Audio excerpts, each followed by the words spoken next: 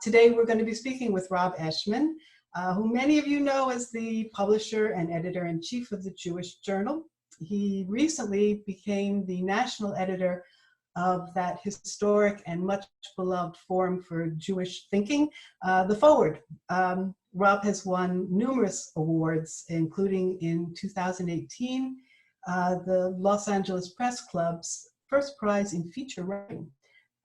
Dr. David Myers, who's a professor at UCLA in History and Jewish Studies, said of Rob, "There are few journalists as perceptive, fair-minded, dogged, and deeply inquisitive as Rob. In these strange times, we need his wisdom and level-headedness to make sense of the world." Welcome, Rob. We're very, very happy to have you. Thank you. Good. Yeah. I guess most people know you from the Jewish Journal. You're the guy who took that Federation paper that had maybe a couple of thousand copies distributed around the city and turned it into really a media empire of sorts, with reaching millions of people all over the world. Early in your career, I know you were a journalist in mainstream media, but I get, you probably could have just stayed where you were on that trajectory, but you didn't. So I'm wondering, first of all, where did your desire to connect with the Jewish community as a journalist come from? Hi, everyone. And thanks for having me for Jewish Women's Theater. Thank you, Lisa. You know, the answer is I had a professor in college, Noel Perrin, who's a terrific writer. He was the only journalism professor at where I went to school. And he said the two secrets of writing are, number one, turn in anything after your 11th draft. So feel free to turn in anything you write after your 11th draft. And the other thing he said was, write what you love, because life is short. And I looked at, the kinds of things I loved writing about. And I started, when I was in Israel, I had a couple freelance gigs for the Jewish Journal, which was then, like you said, a smaller Federation paper. And I just found myself, I was already in Israel, I was learning Hebrew, I was getting very involved in the politics in the country, and it was what I loved. And when I came back to LA, the job, I was doing more freelance for them. Then we had our first child and a full-time job opened up, and that was it. So I just always found that within that world of Jewish journalism, you could write about spirituality, you could write about, everything from the Mitzvah Project down the block to the greatest issues that people face in their lives and so on, and politics, food, everything was there. So it just became a very interesting and comfortable place for me. So that's your definition of Jewish. I mean, one might ask, what is Jewish journalism? I mean, is it a particular angle on the Jewish community within American culture, or I mean, how do you define it? I always joke that we're always competing against the #1 Jewish journal in the country, which is the New York Times. I mean, Jewish news to some extent has become very mainstream news, whether you're talking about terrorism, fundamentalism, the role of religion in civic life. There's so much overlap between what we used to consider kind of news of Jewish interest and the larger interest. But look, it's ultimately news that informs this particular community to help them make the decisions they need to make to help them live their lives. So it's, at some level, it's news for Jews, news about issues and people and events that are of concern to people in the Jewish community.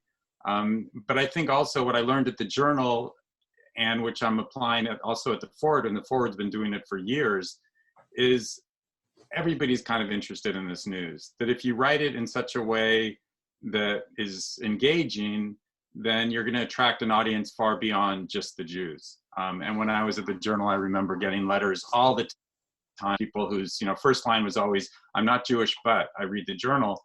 And I think it's because it's interesting. If you make it interesting, you're writing about topics of immediate concern, then you're going to attract a readership far beyond just the Jews. Mm-hmm. And there aren't many of us, so it's a good thing. And also writing those 11 drafts, because as a writer, I know. But the other thing about writing 11 drafts is that I think oftentimes when you find something that you're writing about, if you write it and keep writing it and keep working on it, you find more material in it, more ideas in it than maybe what you started out with. Do you find that as well when you write your columns? Yeah, you know, I always find that you discover what you're writing about in the process of writing. So if I, you know, I might have an idea, a germ of an idea for a column, and then I'll think to myself, no, there's really, I don't have that much to say about it. But if I sit down and actually start writing it, I kind of find what I have to say about it. And I've read, you know, many interviews with fiction writers and great writers who say the same thing, that kind of the process of writing is a process of discovery, which you wouldn't think is necessarily true when you're doing something like a column, or you think you have a point of view, but sometimes your point of view changes as you write, certainly as you collect more information. So, and I really enjoy that part of it. There's not knowing exactly what I have to say until I've, you know, read the finished draft and go, oh yeah, that was smart. I didn't know I thought that. Can you, I don't want to put you on the spot, but can you think of an example of something where you started out with maybe a germ of an idea and it turned, what actually turned into something that really was? Boy, I think one of the most controversial columns I ever wrote was about, I had seen a movie about these Hindu widows where if you are divorced in India, you cannot get remarried. So you go to live in these places for widows, not widows, divorcees, also widows. And you just lived out the rest of your life there, and it's horrible. And I wrote, you know, and I thought, boy, there's something there, like there's something that I could apply to the Jewish world. And then I started writing it, and I realized there's all these women I know who are wonderful women in their 30s and 40s who have yet to find the Jewish man of their dreams. And they feel like they can't date non-Jewish men for all sorts of reasons, either personal or social. And so they end up being alone for long stretches of their lives, sometimes for the rest of their lives. And I wrote, we've created this, you know, our strictures in Judaism, in the way we've applied them, is creating this whole class of kind of unhappy women who cannot, or, you know, unhappy in terms of their relationships, who can't find a partner. So why not, as a community, support something like, you know, dating whoever you can date and finding the right person, whoever that is, whether they're Jewish or non-Jewish, and then, you know, letting the relationship go where it will. Boy, did I get a lot of comments on that one. Well, that was one case where I didn't really know what I wanted to say until I started writing it, and then I ended up with this point that got me in a lot of hot water, but I still believe it. Did you mention the starting point in that article? Or was it an article in the end about? The starting point for me was all these women I knew who just could not, who you know, were very unhappy in their love life because they were waiting for that Jewish man, but there aren't that, you know, it's not a big dating pool. But if you kind of say, hey, look, date whoever you date and then work out the religion stuff down the line, I thought it was a more humane way to go. A lot of people disagree with me. Well, yeah, because you're suggesting that people end up leaving their religion in terms of both parents or both partners being Jewish, as opposed to the Hindu thing, which is not necessarily a good thing, but they're all staying within their community, even if they're staying, and they were staying miserable within their community as opposed to being happy outside. And I thought, I wasn't saying leave your faith. I'm saying I think there's enough power in Judaism and enough to recommend it, and enough to recommend a Jewish traditional home, that, you know, once you find that right person, you'll work out that other stuff. So anyway, that was one example of that kind of story. I can imagine the letters. Hey, Lisa, if you don't mind, I'm just going to jump in real quick to let everyone know, in case you missed it, in the chat. If you have any questions for Rob, please send them to me privately in the chat, or you can email me, andrew@jewishwomenstheater.org. Again, that's andrew@jewishwomenstheater.org. Feel free to send me questions for Rob. Okay. So, you know, in the Jewish Journal and in the forward, you really you write about a really wide range of topics, and I'm wondering, maybe we've sort of hit on this, but do you have sort of a litmus test for deciding whether a topic is worthy? I mean, where do you draw that line? Or You know, I'm working now at the Forward with a lot of young writers from all over the world, actually, which is part of what the exciting part of this job is to really help the Forward expand out beyond New York into other cities in America and also around the world. And I always, and that's the question that comes up. And I just say, what I use for myself is, if it interests me, it's going to interest your readers.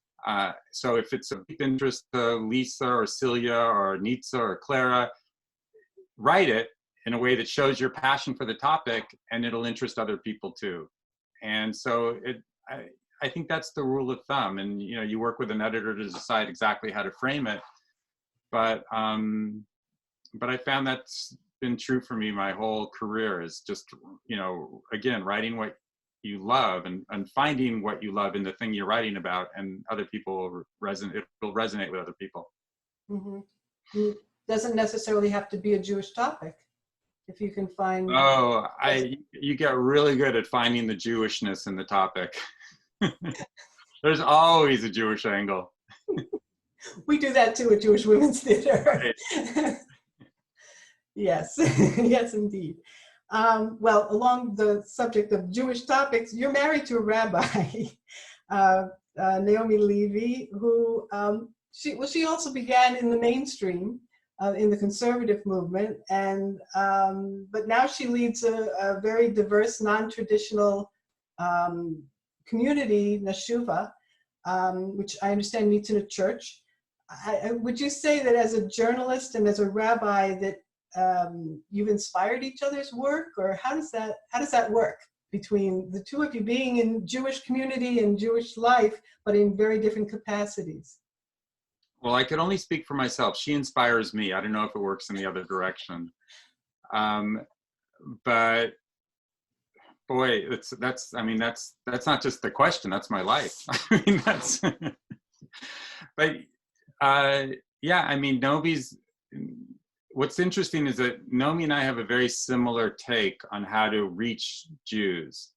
And when I was running the journal, and I think it's also true when I look at the people at the leadership of the Forward now, the idea is to just open it up to everyone and to create as few barriers to entry as possible, and to invite people into your community and say, you know, come to this service, read this newspaper, you know, this is for all of us. And I think Naomi's model at Neshuva is exactly that. She saw that, you know, both her and I believe that it's not that Judaism, you know, they talk about Judaism dying, and, you know, how do you get Jews into synagogue, or how do you get Jews into Jewish life?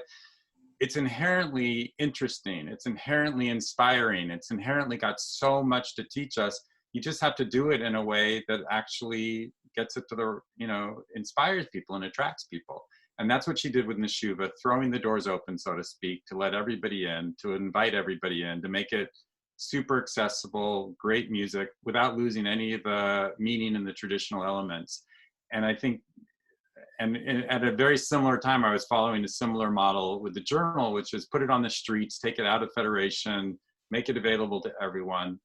And I mean, I guess at the kind of in the marketing sense, we both saw that this is a great product. It just wasn't being distributed right. It wasn't being marketed right. So we share that, you know, and of course, helping each other doing that. And, you know, every other way, Naomi inspires me like she inspires, you know, her thousands and thousands of followers. So that's always nice.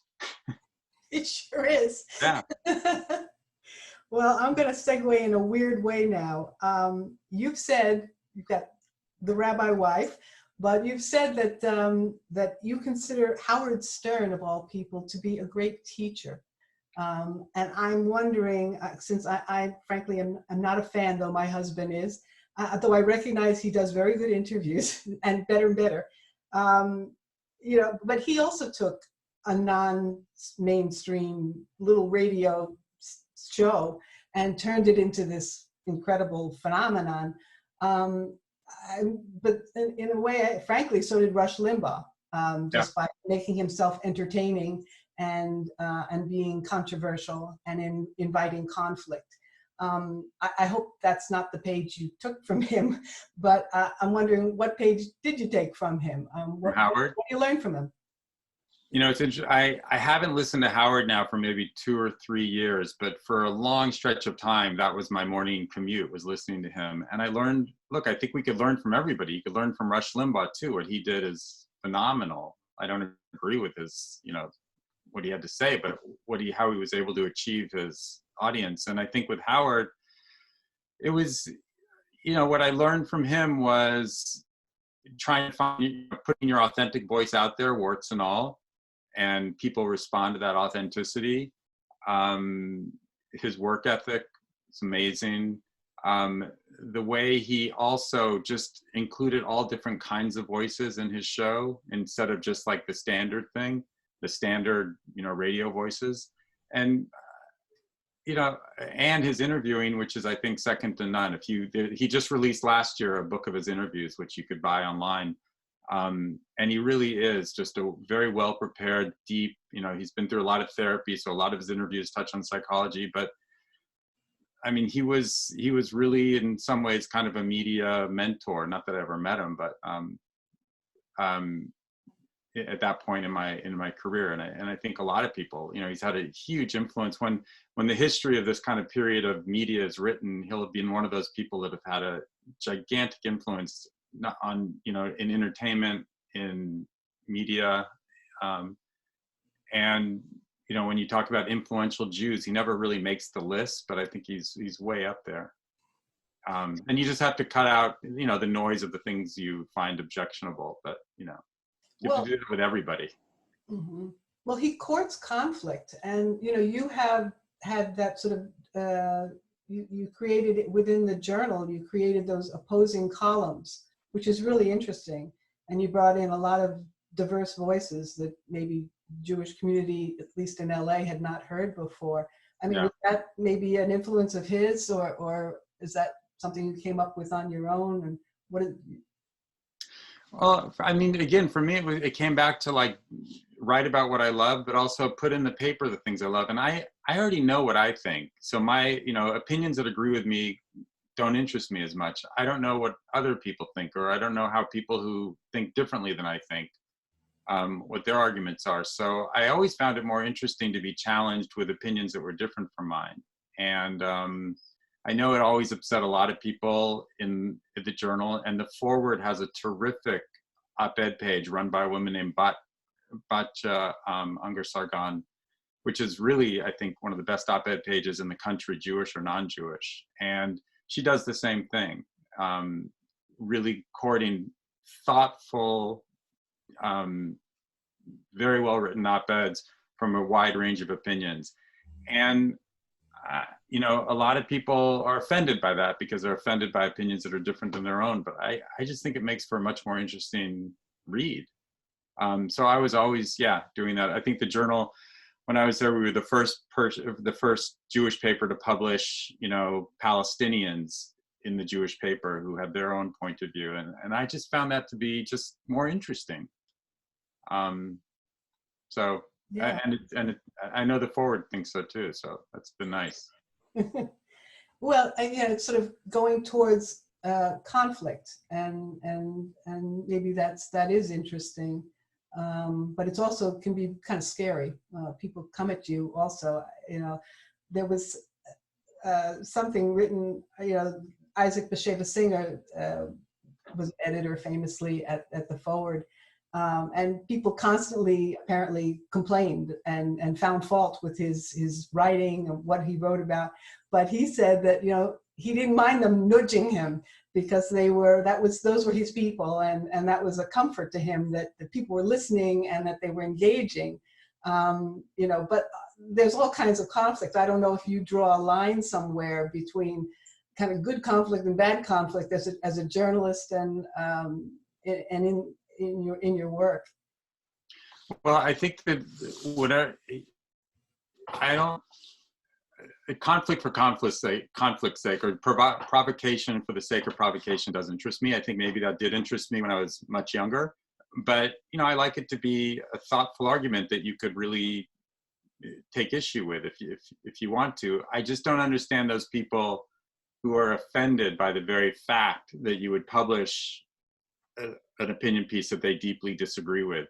You know, at the Journal, the standards were it can't be, you know, call for violence, it can't be racist, or it can't be, you know, sexist. But, you know, beyond that, if it's a well-written argument, put it out there and then argue over it. But just, we're living in a culture now, it seems, that punishes just the presentation of a different argument. And I really don't understand that. It's just not at all where I'm coming from. And you are going to offend people. It's the easiest thing to do in journalism, and maybe in Jewish journalism, is you are going to offend people. But I feel that in the long run, once people see that eventually every opinion gets in there and that it's all about thoughtful opinions, people understand it and they come back. You know, it was easier at the Journal because we were the only Jewish paper in LA, so it wasn't like people had a lot of other places to go. But in general, I think that people ultimately, they want to be challenged. I mean, it's more interesting to be challenged. If you want to just read things that you agree with all the time, how boring is that? True. Yeah. So what having left, you know, it's been 2 years since you've left the Jewish Journal. What were you the proudest of what you created there? Is that the legacy of having created this diverse conversation, or what was it that you did there that you were most proud of? Oh, that's a great question. I mean, so much, but I think just building a staff that was a really fine journalistic enterprise. I mean, we were winning to the extent that awards are important, but we were winning lots of awards that had nothing to do with the Jewish world, just general journalism awards. I think the last year I was there, Danielle Barron won Best Journalist of the Year in Los Angeles, out of all journalists. And so I just think building a really high quality journalistic enterprise I was just very proud of that, what it was like when I left. And then being able to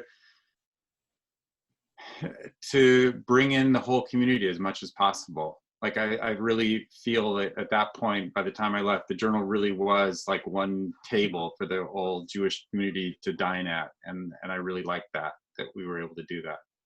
That's beautiful. Beautiful. Yeah. So now you're at the Forward as the national editor. I got to tell you, my grandfather used to read the Forward, but in Brownsville, in Brooklyn, he'd sit there with his Forward. But it was the Forwards, and it was Yiddish. And that era of the paper, of course, is long gone because the paper actually declined with the loss of Yiddish readers. And now, today's Forward has been completely reinvented. It's digital, it's cutting edge, it has, it's secular, religious, it's cultural. I understand they even brought back the Bintel brief but they brought it back to talk about COVID-19. I mean, this is so beautiful, the whole enterprise. And they continue to honor writers like Elie Wiesel and Basheva Singer, who were editors there. But for you, what does it mean to be the national editor of this great paper? It's no longer a paper. I mean, I had been doing some consulting with them after I left the Journal because they were in the midst of transitioning to this whole new model. And then we just all clicked. And at one point they just said, do you want to be full-time? And at that point I was very taken by the leadership there, the publisher, Rachel Feddersen, and the editor-in-chief, Jody Rudorin, who some of you might remember was the Jerusalem bureau chief of the New York Times for several years. And she'd been at the New York Times for 22 years, and she left to actually be the editor of the Forward. So I thought that was a really good sign about the seriousness of it.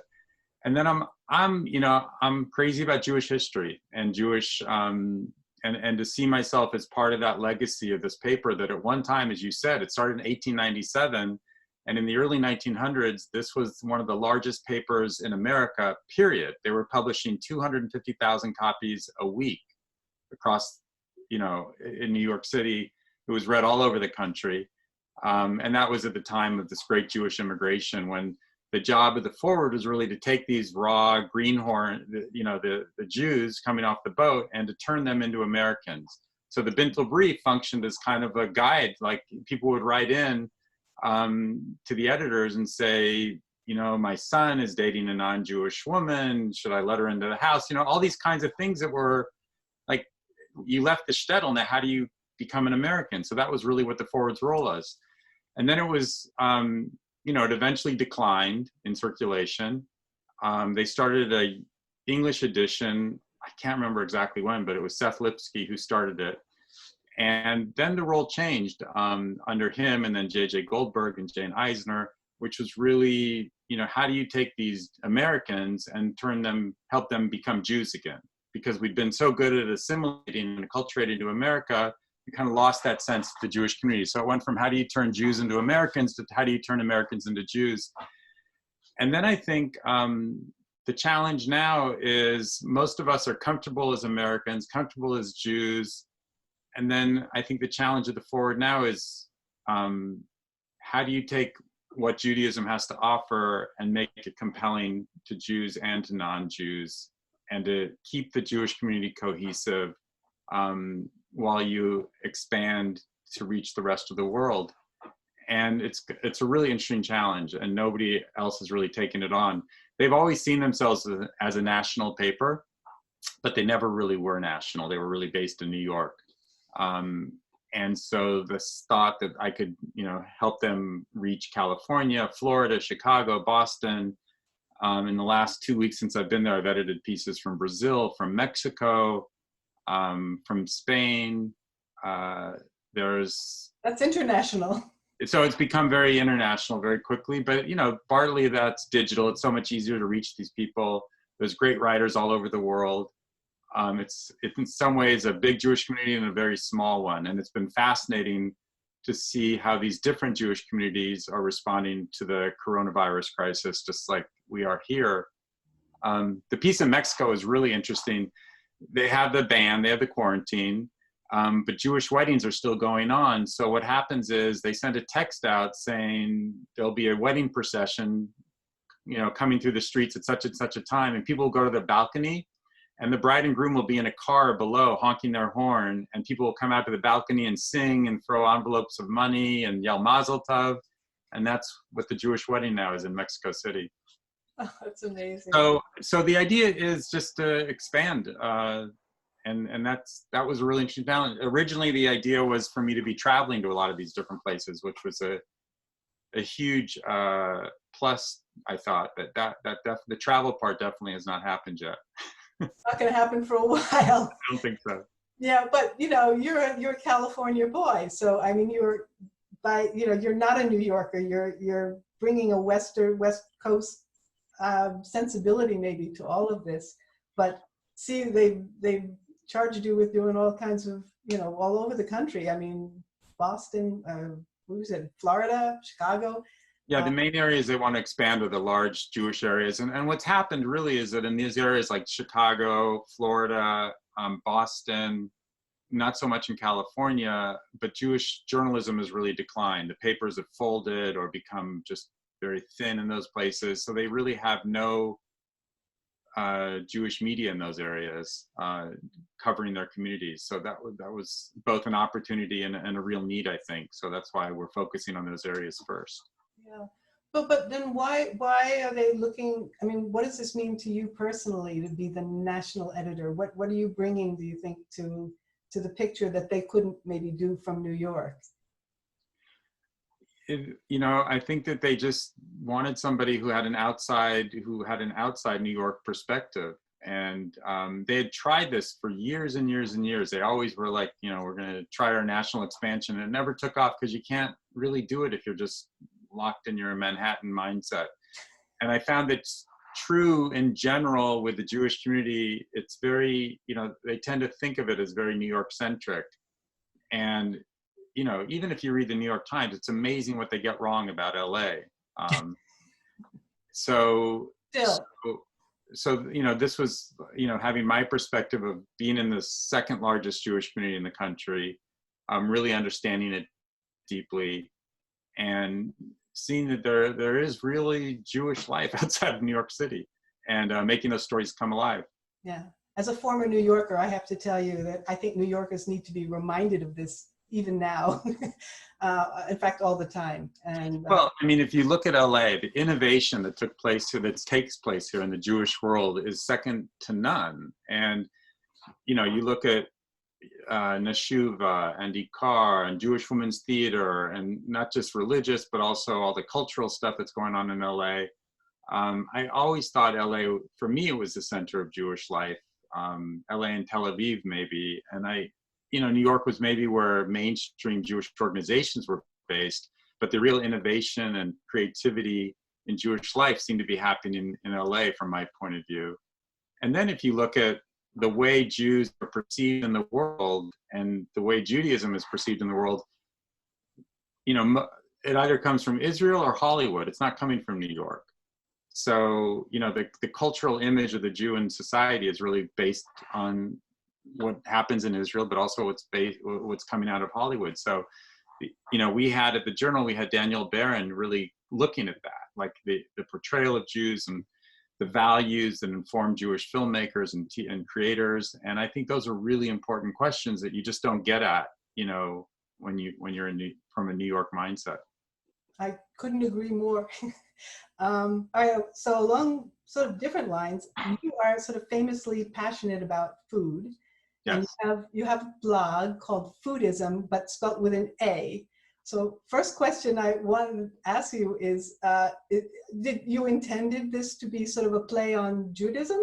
Sure. It's all sort of connected somehow, food and Judaism, because it's not necessarily connected, the things you write about or the things you've posted. I just want to ask you that, you know, tell us a little bit about Foodism. Well, I always had a parallel, along with my interest in Jewish life, I always had a passion and a experience with food too. I started out, my first job was at Yellen's Chocolate Fudge Cake Bakery in Encino. Anybody, customers? Miss Grace Lemon Cake was my second job. Anybody, Miss Grace Lemon Cake? And then all through college, after college, I had a catering company. I worked in food, I worked in restaurants in San Francisco. So that's just always been a passion and a profession to some extent. So again, being at the Journal, I was able to keep that passion alive through writing about it. But I also found, you know, when I met and married Nomi, a lot of what came to me was that everything that she got through, I wasn't a traditional Jew, I wasn't observant, certainly not to the extent she is. And I found that so much of the spiritual power that she got from religion and tradition, I got that from food.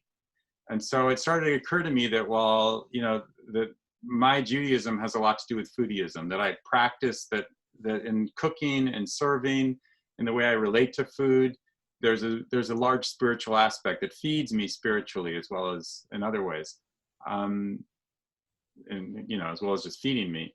So that just became, in my mind, foodism. This is, you know, an approach to spirituality through food. And that's what the blog was about to some extent. And I'm going to continue doing it at the Forward. I'm going to continue writing about food. I was teaching, when I was out of the Journal, I was teaching at USC a class I developed called Food, Media, and Culture, about food and media. And it's just a passion. Mm-hmm. And interest. And I think that we're living at a time now where you see that how important food is. I mean, food, and to some extent, really got us into the mess we're in. It was those wet markets in China. Before that, the swine flu came from pig farming. There is a sense that if we don't pay attention to what we eat and how we eat, we are literally killing ourselves. We are destroying the planet in our food choices. And at the same time, I think a lot of the way out of this problem also comes from food. You look at the coronavirus now and the food choices we're making to cook at home, to like return to kind of baking and the root and gardening. And I'm really hoping that those will have long-term impacts on our approach to food, and we begin to connect ourselves more to the sources and the healthful sources of our food, and think more about where this food is coming from. Because if we don't, we end up with these viruses. Almost every single virus that's been these coronaviruses, they all started in food manufacture, animal husbandry. And I think that says something about how important thinking about food is and dealing with food is in our society. My daughter, I have to just tell you, my older daughter, is about to start, I hope, at NYU, a master's program in food studies. Except without all this, this is fascinating. Best in the country. Pardon? That's the best in the country. Yeah. Good to hear. Good to hear. So there's something. I mean, you've combined this. I know that you recently wrote an article for the Forward about what's called Namuna. So you managed to put this food festival, the tradition at the end of Passover from Morocco, right? Yeah. Into your article for the Forward. It's a lovely article. I just want to say to everyone that we've now added it to our website so people can see it, and also to take a look at your blog. We have a link for them there. Even more than my blog, my Instagram handle is @foodieism, so you'll see a lot of my daily postings. And yeah. So I recommend it to everyone. So at this point, I think maybe we should open it up to questions. Andrew, I'm going to hand it back to you because you are manning the chats. Thank you. Yeah, I've gotten a lot. Hopefully we have enough time to get to them. So real quick before though, Rob, you mentioned your Instagram account. We also have a link to your fantastic Instagram account on our website. Again, if you go to jewishwomenstheater.org and you just scroll down to the highlights section beneath our Inside Our Time digital series, you'll see Rob's picture with those links. So I've gotten this question from a few people. Will you be bringing Danielle Barron to the Forward? Yes, Danielle's first piece will be in next week.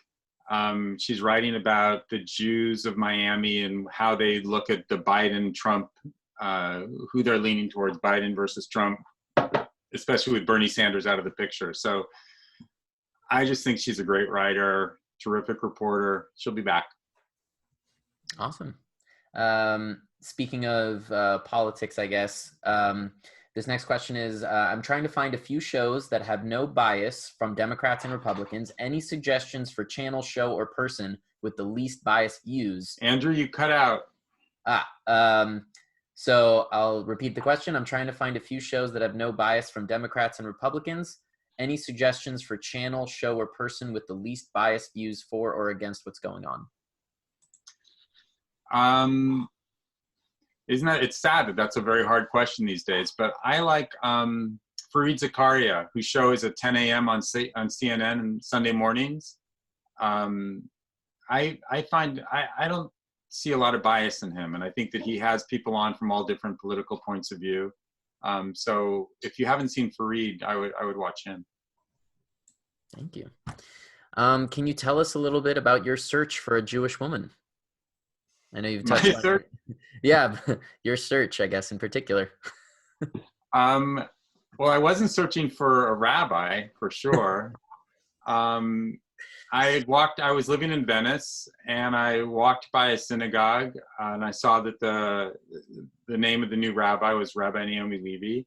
And then I started taking, I'd been taking a class there in Jewish mysticism with a friend of mine from college. And it was an Orthodox rabbi teaching it. I think he was Chabad rabbi. And at one point he said that it was all men in the class. And at one point he said, "Hey, do you want to meet the new woman rabbi? She's in the building." So we all said, "Sure." And he walked us into this little vestibule between the synagogue and the offices. And Naomi was coming out at the exact same time. So we crossed each other's paths in this hallway. And in hindsight, she had told me that she couldn't wait to get out of that crowded little vestibule full of these, leering young Jewish men fast enough. But I was pretty smitten. And then I started going to services. I got very, very Jewish very quickly. I went Friday nights and Saturday nights and Friday nights and Saturday nights. And then on Saturday morning, there was a long row of men in the back single men who would come to the synagogue because they were smitten with Naomi. And I was a freelance writer. They were like architects and doctors and builders, and they all had real jobs. And I really thought I had no chance of competing against them for her attentions.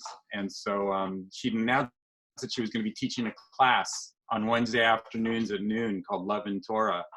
And it was open to the whole congregation. And so I thought that's my chance. So I started taking the class because I was free at Wednesday at noon. I was free Thursday at noon. I was free Friday at noon. I was pretty free. And so the class was basically just 8 women who were all young mothers who were also not working at that time, and me. And I, did my best to impress her during the class. If it was a session on, like, we were reading the Song of Songs, and there's, passages about strawberries, so I would bring strawberries to class. And there was a passage on frankincense and myrrh, so I drove around LA looking for frankincense and myrrh and brought some of that to class. And all the other women in the class knew that I was, that I was smitten, but I don't think Naomi could tell at that point. And then at one point, I came up to her I think we were trying to decide whether to have tea together. And she said, I don't date congregants. And I said, well, in that case, I won't join. And we had tea together, and that was it. We've been together ever since. Sounds like a screenplay needs to be written. A rom-com. I have no lessons on how to do it, because I just think, this was pre-Tinder, pre-internet dating. It was a different world. I mean, it was just a different world. How old were you? I was old. For that time, I was 28 or 29 when we met. I think I was 30 when we got married. I don't exactly remember. No, I was 30. No, I wasn't. I was 30. I don't remember, but I was on the older side of 20 maybe 30 when we met. No, 29. Yeah, because she came to my 30th birthday. So anyway, but it was in the nick of time, put it that way. And all I can say is, I didn't set out to marry a rabbi, but I think that, when I look back and the way my parents raised me, Jewish tradition, Jewish values were really important in our home. We grew up in Encino. It wasn't like a very, we weren't traditional or religious, but I think that was always a very big part of my parents' life, my grandparents' life. Certainly the food was, the holidays. So, when Naomi brought another level of observance to it, it just, it felt very natural and very beautiful. Great. So this next question is kind of a two-parter, because I'm going to fold a second question in. Can you talk more about your hopes and visions for the next decade of the Forward? And also there was a question about how the financial model for the Forward, donations, ad revenue, subscriptions, how that's changing. So I guess a broader vision for the next decade, and then how is the financial model kind of updating with it? Well, the vision's really a simple part. I think it's really expanding into all these different Jewish communities to make the Forward relevant and important to people's lives, their Jewish lives. And then also turning outward to the non-Jewish community and showing that there's insights and relevance to what Jews write about, talk about, think about, what they do to the larger world. So I think it's those two things, and to make the writing relevant to Jewish communities wherever they are in the world, especially in America, and also to the larger national conversation. And that's not, me inventing that. I think that's really the path the new leadership of the Forward has been on. The financial model is tough for everyone. I don't know if you guys saw, but the LA Times laid out or put 40 or 50 journalists on furlough last week. They're talking about huge cuts. The Jewish Chronicle of London, one of the oldest Jewish papers in the world, just went out of business. The Jewish paper in Canada, the Canadian Jewish News, just went out of business. Thousands of newspapers, non-Jewish newspapers, have gone out of business. Thousands of journalists have been laid off. The business model is going to have to be a combination of reader support, either through membership or donations if you're a nonprofit, some kind of advertising, and other kinds of revenue. It's just nobody has the answers right now, but it's not going to be just advertising. And a lot of papers like the LA Weekly, the alt weeklies, their revenue, about 30 or 40% of these alt weekly revenues were coming from ticket sales for events. And that was something they'd been building up over the past, decade, and that just vanished overnight. So a lot of them are going out of business too. I think the other model is you need serious donors with serious money to back these things. If you look at the papers that have been very successful, who've survived through this crisis, through, you know, the financial crisis, the media crisis, the corona crisis. One thing a lot of them have in common is one very, very wealthy backer. And I know that at the Jewish Journal, we had a very generous philanthropist, Peter Lowy, who was able to take some of the losses that we had gone through in the, and just never flinched about supporting the paper, supporting the editorial mission. The LA Times has Patrick Soon-Shiong, the Washington Post has Jeff Bezos. The New York Times was rescued by Carlos Slim, who's one of the richest men in the world. So there's something about that, finding that one or two very, very, very wealthy people who are, you know, passionate about journalism and the mission of journalism. The Times of Israel is supported by Seth Klarman, who's a billionaire investor in Boston. So it seems kind of like a Hail Mary, or it seems crazy that that's what we've come to. But when you look at successful papers, you know, I think one of the business models is, where do you find your billionaire, or where do you find your multimillionaire? And it's, you know, it's just as true for Jewish women's theater. I mean, we all struggle with the same issues of, you know, how to stay afloat. Yeah. Especially now. And I think it's the next decade, you know, you talk about the decade of Jewish journalism, but the decade of Jewish nonprofit, the Jewish nonprofit world in general is going to be really, really challenged starting now by the loss of, you know, activity that they could do, but also the loss of wealth in the Jewish world because of what's going on. So it's going to be a very challenging time for everyone, at a time when it's never been more important to have some of these social services and art and community.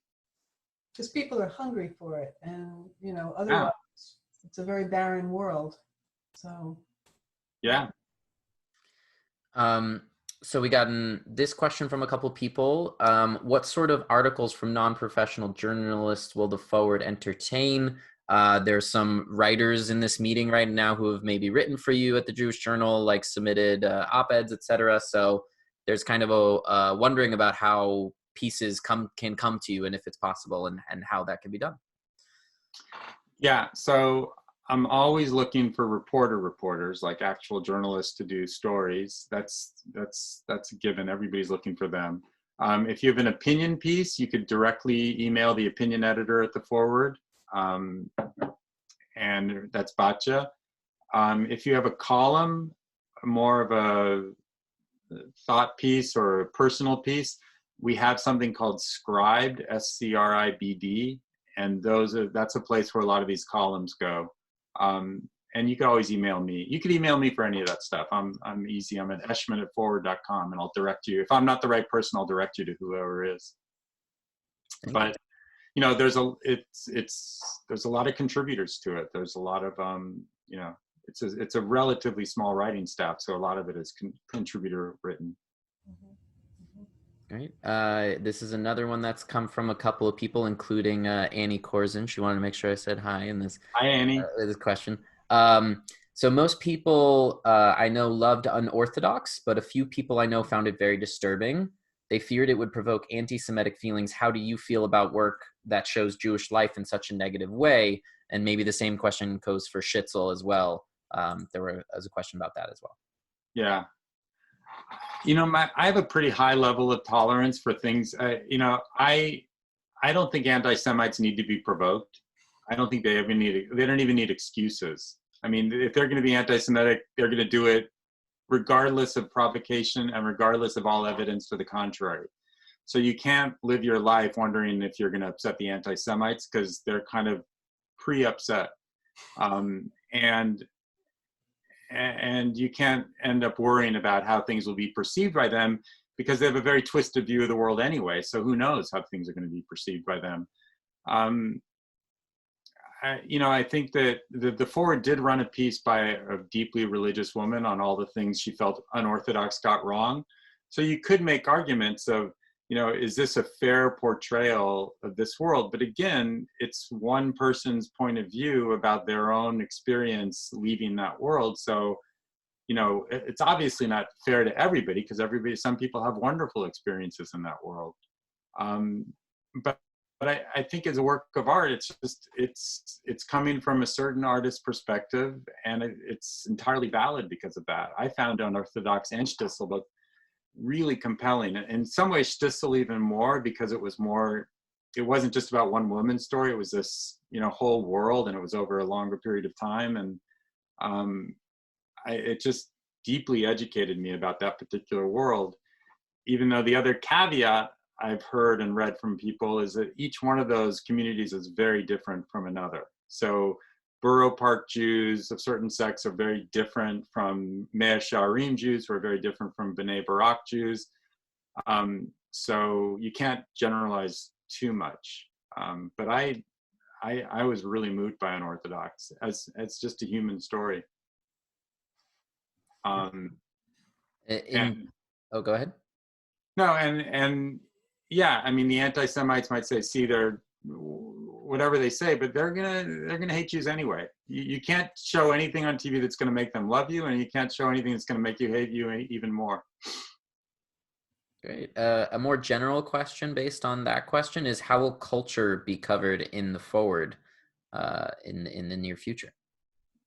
I actually think it's one of the Forward's strongest qualities. They've always had a very strong cultural desk, cultural department, and the editor now is a guy named Adam Langer, who's a successful and very esteemed novelist, and he's from Chicago, and I'm just really impressed with everybody there. It's just, I mean, I feel like I fell into this amazing staff, and but Adam is a serious cultural editor. They have terrific book reviews, theater reviews, thought pieces. And so if you have a suggestion, or you could just email him directly. But they're pretty intense cultural coverage. And one thing they want to do by having me out in LA is do more Hollywood and popular entertainment coverage, which they're a little bit low on. But it's always been a very serious cultural paper. And that's like the legacy, as Lisa was saying, going back to the early 1900s when Isaac Bashevis Singer wrote for it regularly. I mean, it's been this serious contributor to Jewish culture, over American Jewish culture. Awesome, thank you. Still kind of on theme is, I guess, how will you incorporate into the forward the latest universal language on the planet, which is that of lens-based media, photography, and video? How will that kind of medias be included moving forward? They're going to have to, they're going through some technological changes. So part of it is they're coming up with a different content management system, the system that allows you to put the website up, and that'll enable more photography and better photography on the site. Right now, the site is still a legacy site from the last several years, and it hasn't changed yet. So be patient with it. I'm being patient with it. Quality good. Content good. The format needs a little work, frankly. Yeah. I recently found on YouTube the UJ panel on life after death that you moderated, including Hitchens and Wolpe. It was brilliant and thought-provoking, and you were masterful in keeping these brilliant minds on track. Do you have plans to do a similar panel? And what is your favorite chicken recipe? That was a question put in both. So I guess maybe the panel first and then your chicken recipe. That's great. I had never been more nervous in my life than the hours before moderating a panel. I think there were 2,000 people in the audience, and I was sitting between Hitchens and Wolpe. And then I did another panel, which was even more nerve-wracking. No, that was the one they're talking about, where it was Hitchens, Wolpe, and Sam Harris talking about the afterlife. And I think in hindsight, I probably understood about 20% of that conversation. It was meeting Christopher Hitchens was one of those, I guess Lisa had asked about what I'm proudest of at the Journal. And I just think getting to do those kinds of conversations really was incredible for me. And such a rare opportunity. I just have to tell you that I watched that video. It was a gift. I mean, it was brilliant to listen to those guys just. And I really have to credit Gadi Levy, who he was at the AJU, and he was the one who brought those all together and brought me on.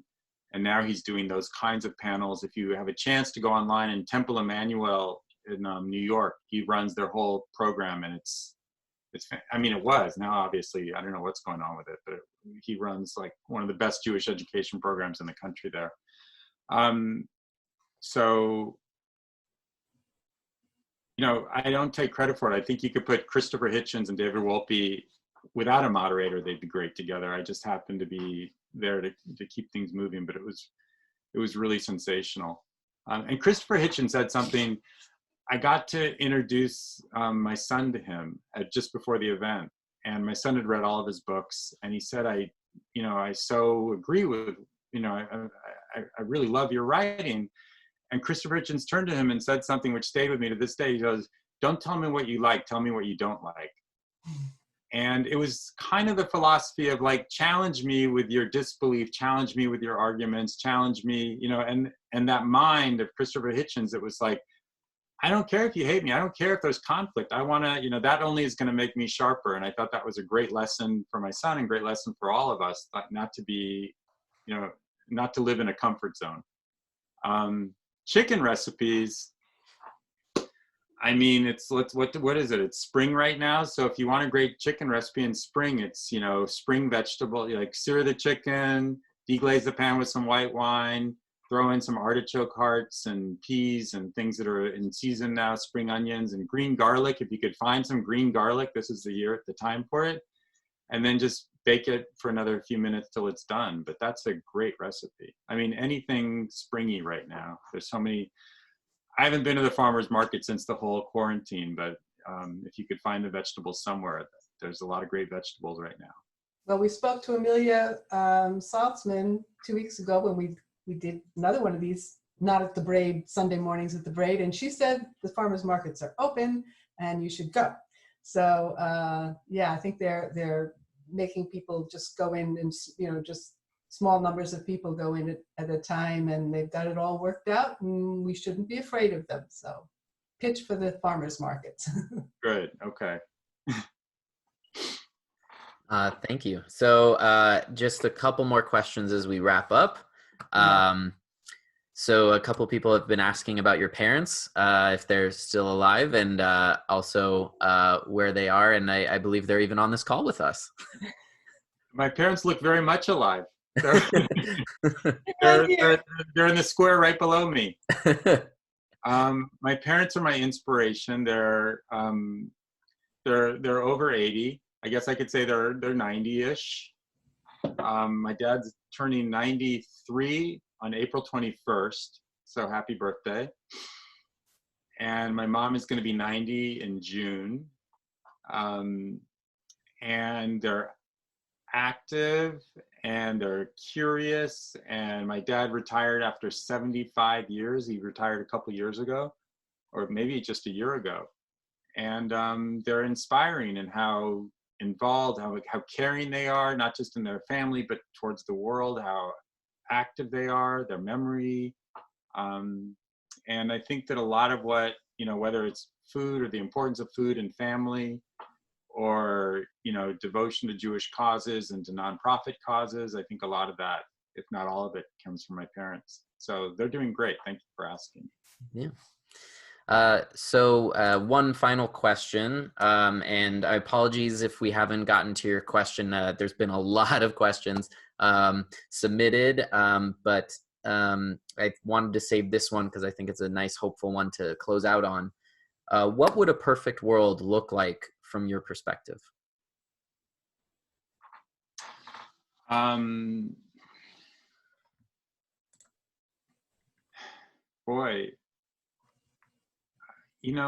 I just think, to me, the words that come up as a journalist more than any others are empathy and curiosity. I mean, we're seeing what happens in Washington when you lose a sense of empathy for people. And if we could retain our empathy for people, then a lot of the other issues that flow from that about income inequality and justice and the criminal justice system, immigrants, how we treat other people, if we could just for a second understand what it is to be in somebody else's shoes, then so many better policy decisions, so much better politics will come out of that. And part of that is this curiosity, which is the most important tool of any journalist, just to wonder what it's like to be you, or to wonder what it's like to be somebody else. And that curiosity, I think, is the first step to empathy. So I think that the subtext of all journalism gets at those two qualities, human qualities. And I think the more we can nurture those qualities in ourselves and in the people we love and the people we're charged with raising, the better the world will be. Beautiful. Well, thank you, Rob. Good words to Thank you all. Read the forward, go online, subscribe. Thank you. Really appreciate your time this morning. Okay, well, we appreciate you. I just want to say that if you've enjoyed this conversation, which I'm sure you all did, we'll be doing more of these for the foreseeable future on Zoom on a bi-weekly basis. I think May 3rd, let me look here, May 3rd, we're going to be having a conversation with Angela Nazarian. She wrote a book about couples, creative couples, which should be really interesting. And then on May 17th, we're going to be talking about Jewish nonprofits, which is a kind of an interesting area too. Anyway, you can check all that out and video programs that we've created at jewishwomenstheater.org. That's theater with an R-E. And you can just, under the connect button, just it says our videos, and please subscribe. In the meantime, on behalf of Jewish Women's Theater, we want to thank you all for taking part today. And I want to thank you, Rob, especially for joining us. It was really a pleasure, and we wish you the very, very best at the forward and in everything you do. So be safe, everyone, and be well. Thank you. Thank you. Be sure to check out our latest digital series, Inside Our Time, where we're releasing stories daily about all this mishigas we're going through. And of course, we always appreciate donations. So if you feel it in your heart, we'd really appreciate it. There's plenty of opportunities on our website to do so. And as everybody exits the meeting, I'll go ahead and play us one more time the hopeful message from Guster to hang on. Thank you all for joining us this morning. Here we are inside a novel waiting for an end. We don't know the authors of the book. Maybe someone's writing chapters for us while we sleep from a million miles away. Stuck without a captain or a chart. No one seems to know just who to follow anymore. Hang on, hang on. There's a twilight, a nighttime, and a dawn. Who knows how long? So hang on, hang on, hang on, hang on. When all is shattered, when all your hope is gone, who knows how long? There's a twilight, a nighttime, and a dawn. We break, we bend with hand in hand. When hope is gone, just hang on, hang on, hang on, hang on. Thanks, Rob. Thank you, Andrew.